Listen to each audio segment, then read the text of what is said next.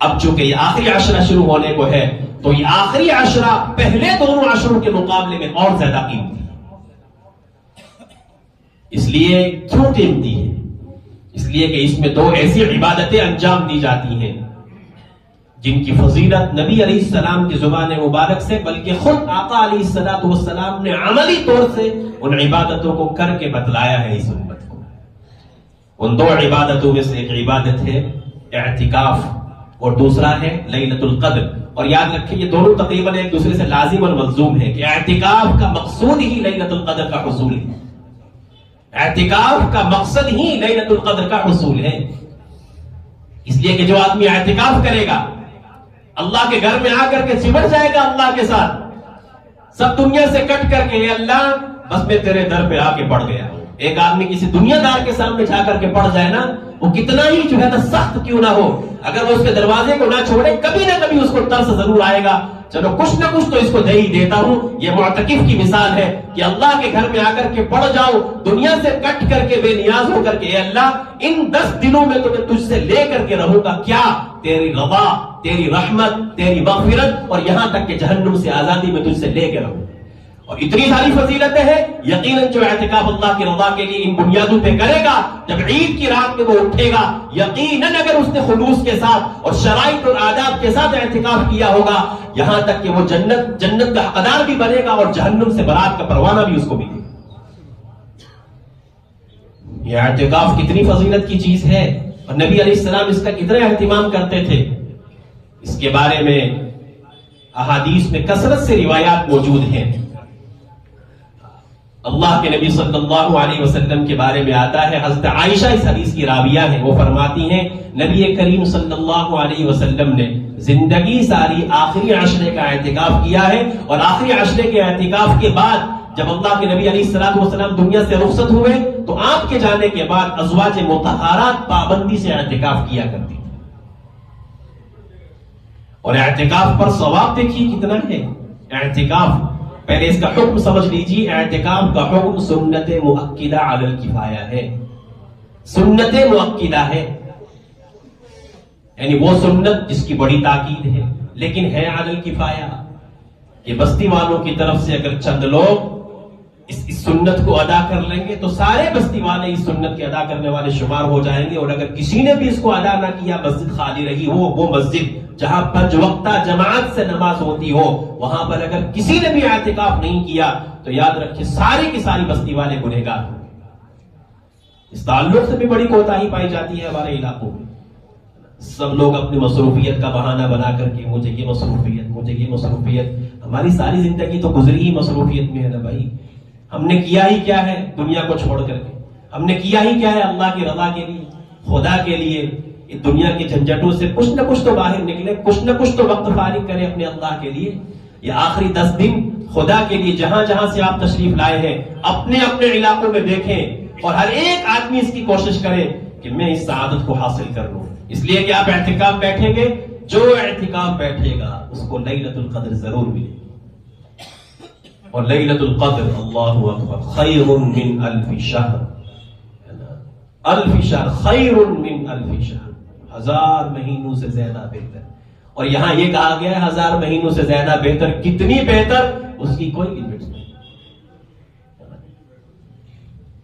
لیکن یہ آخری عشرے کی جو طاق راتیں ہیں، زیادہ تر اور اکثر روایات کے مطابق شب قدر ان میں سے کسی ایک رات میں ہوتی ہے۔ تو یہاں پر ضمن ایک بات ذہن میں آ گئی، وہ بات کلیئر کر دوں۔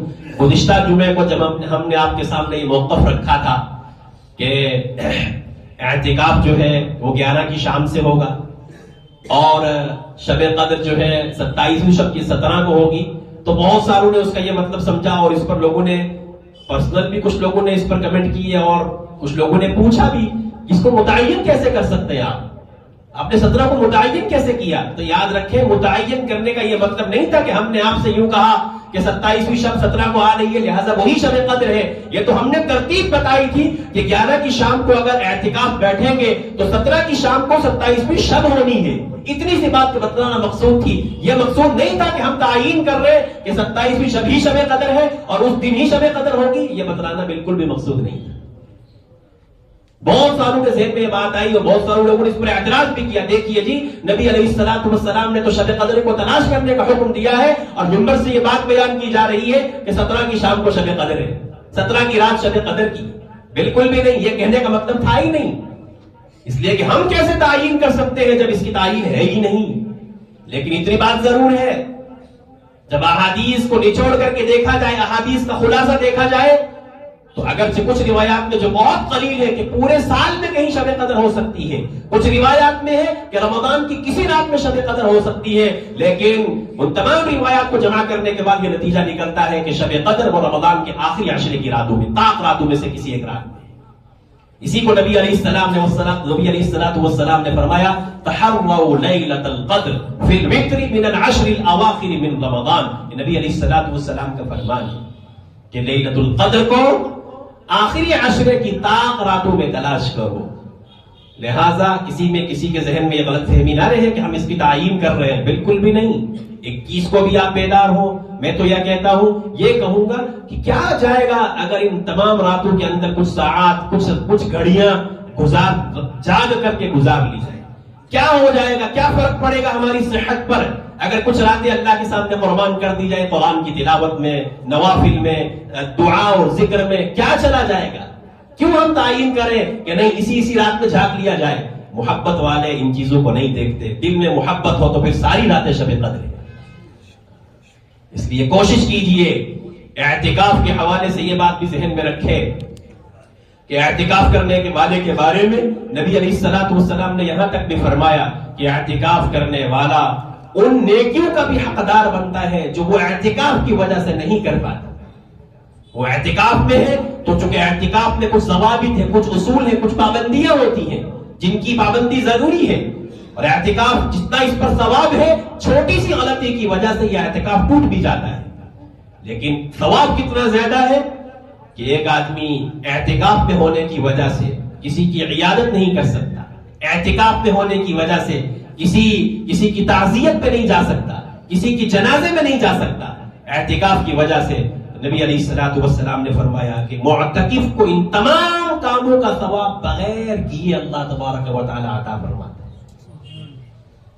اس لیے کوشش کریں کہ دن گزر رہے ہیں. پھر وہی جملہ دہراؤں گا جو گزشتہ جمعے کو بھی آپ کے سامنے کہا تھا، ایاما معدودات. قرآن نے کہا یہ گنتی کے دن ہے. ابھی رمضان شروع ہوا تھا، ابھی ہم نے پہلا جمعہ، دوسرا جمعہ اور آج ہی تیسرا جمعہ، ابھی ہم چوتھا جمعہ پڑھیں گے، تب تک اور رمضان گزر چکا ہوگا. لہٰذا اپنی ان زندگیوں کو غنیمت جانیں، ان لمحات کی قدر کریں، ان کو گن کے اب عید کی تیاریوں میں نہ گزاریں. نہیں، رمضان عید کی تیاریوں کے لیے نہیں آتا، رمضان تو جنت کی تیاری کے لیے آتا ہے.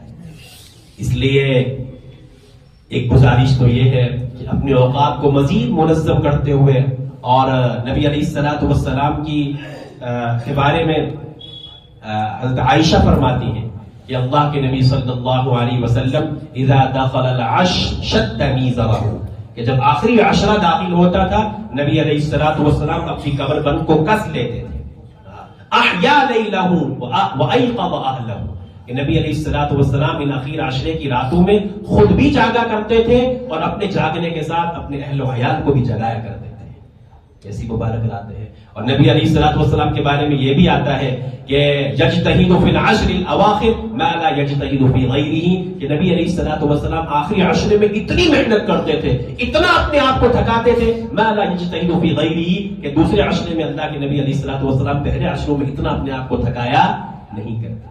لہٰذا عید کی تیاری بھی ہو جائے گی، کر لیں گے عید. بھائی عید تو اسی کی ہے جس کا رمضان اچھے سے گزرے گا، عید تو اسی کی ہے جس کا رمضان مشقتوں کے ساتھ گزرے گا، جس کا اللہ کی محبت میں غرق ہو کر کے گزرے گا، اپنے آپ کو تھکا کر کے گزرے گا. عید تو اسی کی ہے. عید کپڑے نئے پہننے کا، اچھے کھانے کا نام نہیں ہے. عید تو اسی کی ہوگی جس کو عید کے دن صبح پروانہ ملے گا کہ جا تمہیں معاف کر دیا. اللہ کرے کہ ہم سب ان لوگوں میں شامل ہو. اس لیے ان دنوں کو غنیمت جانتے ہوئے جہاں جہاں سے آپ تشریف لائے ہیں، سنت اعتکاف ہر جگہ ہونا چاہیے. اور اسی کے پیش نظر الحمدللہ ثم الحمدللہ پچھلے کئی سالوں سے آپ کی اس جامعہ مسجد